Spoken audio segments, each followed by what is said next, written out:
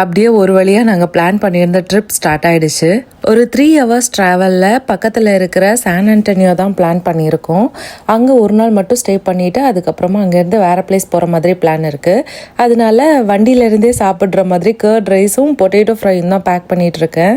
கிளம்புறதுக்கு முன்னாடி வீட்டில் இருந்த பிளான்ஸ் எல்லாத்துக்குமே தண்ணி ஊற்றிட்டு வீட்டில் ஒரு கேமரா மட்டும் இன்ஸ்டால் பண்ணிட்டோம். ஏன்னா எங்களுக்கு ஃப்ரண்ட் டோரில் கேமரா இருக்குது, கராஜில் இருக்குது, பேக் டோரில் கேமரா இல்லை.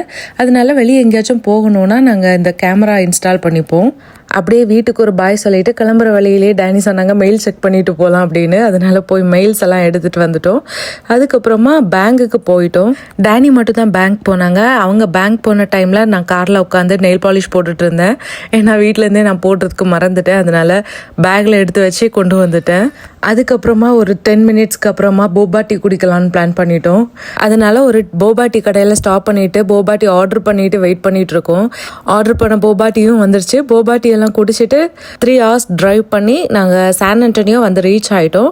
நாளைக்குள்ள வீடியோவில் நாங்கள் இங்கே என்னென்ன சுற்றி பார்த்தோம், என்னென்ன சாப்பிட்டோம் அப்படின்னு எல்லாம் நான் சொல்கிறேன். அது வரைக்கும் பார்க்கலாம். டாடா.